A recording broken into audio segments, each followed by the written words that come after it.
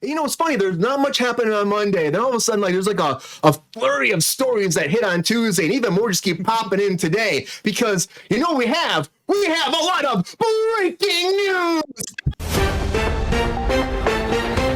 Oh, right. Hey, first thing I want to talk about is the AMPTP. Yeah, AMPTP. You know why? Because they want to get the P the fuck out, apparently. So the AMPTP have been talking about how the producer side of it are like, you know, that final P at the end of producers were really not part of your group anymore, studios. You know, back in the day, back in the 40s, of course, producers were a big part of the AMPTP. It happened for a reason. It was formed for a reason because everybody worked for the studios. The producers did, the actors did, the writers did, everybody. I mean, the actors lived on the lot, actually, most of the time, and then they jumped from show to show to show. People got pension and health. It was a big deal. Well, through the years, producers have lost that completely.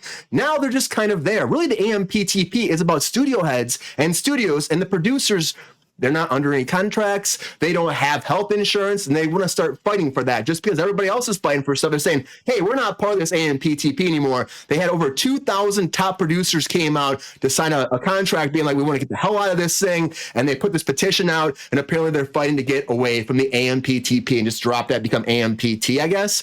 But their whole thing is really, it comes down to a fair wage, the same thing. A lot of these producers, they start pitching projects, get a writer involved, and then after that, there's really no money unless a project gets greenlit, and then they actually film. Sometimes they get money in the beginning, but a lot of times on the back end. So they're fighting about, hey, we want to actually be out of this because we're not getting wages, we're not getting taken care of, like all these fucking people on these picket lines, and we don't want to be any of the AMPTP because, you know, it comes down to money. Producers are always about getting their bang for their buck.